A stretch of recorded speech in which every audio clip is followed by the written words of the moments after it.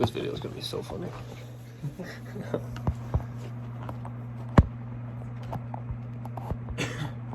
Okay.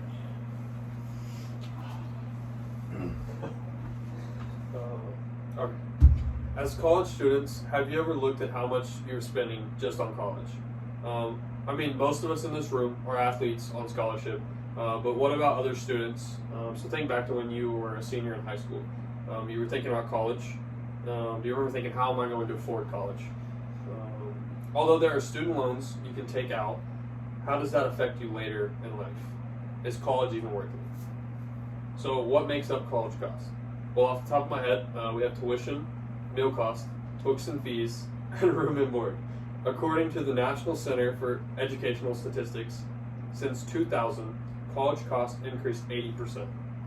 With that being said, the leading cause for student dropouts is money or cost of college. What about another major factor for cost? Transportation.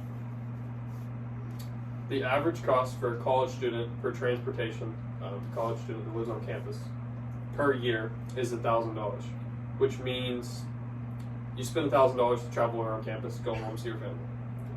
Which seems a bit low for students who live on a bigger campus, bigger than ours. We live on a small campus. Let's jump back to our personal situation as athletes. We have a dietary need, we have gear, we have fitness requirements, all which cost a bit of money. Also consider our dorms. We could hit the little things from toiletries and bedding to larger things like TVs and furniture. So where do scholarships come into play with all of this? According to research.com/scholarships, there are 1.7 million scholarships a year given out. Only 7% of kids will receive a scholarship. This being due to the high demand and competitive aspect of receiving a scholarship.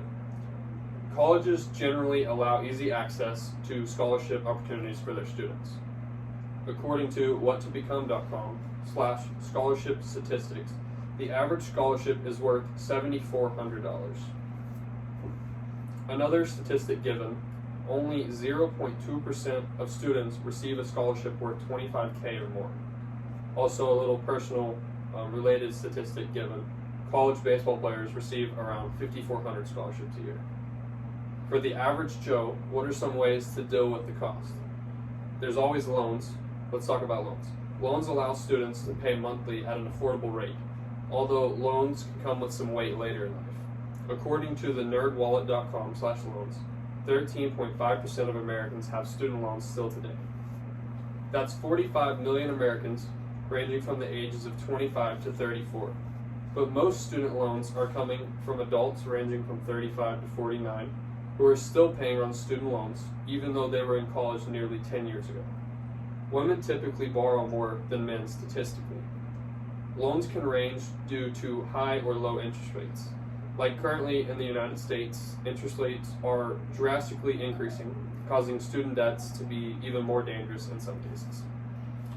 So if we move to the slideshow, the graph to my left shows on the blue line, it's the average public 4-year. So in 2000, it was around $12,000. It is now $21,000 in 2022. Our 2-year school, which we attend, was around $8,000. Now it's around $12,000.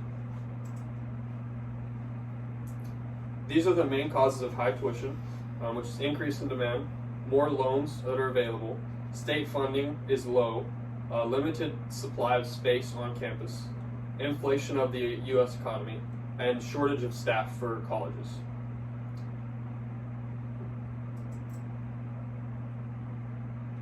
We gotta go one back.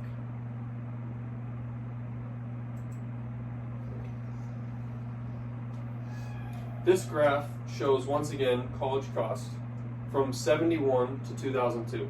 A public 4-year was $6,000, where today it's around $24K. Throughout this speech, I have touched on things like college tuition cost, student loans, debt, and even interest rates. Although most of my audience is already in college, I hope if you guys plan to pursue a bigger, better school later in life, you plan on taking these things into consideration. College can be expensive. Thank you. Woo!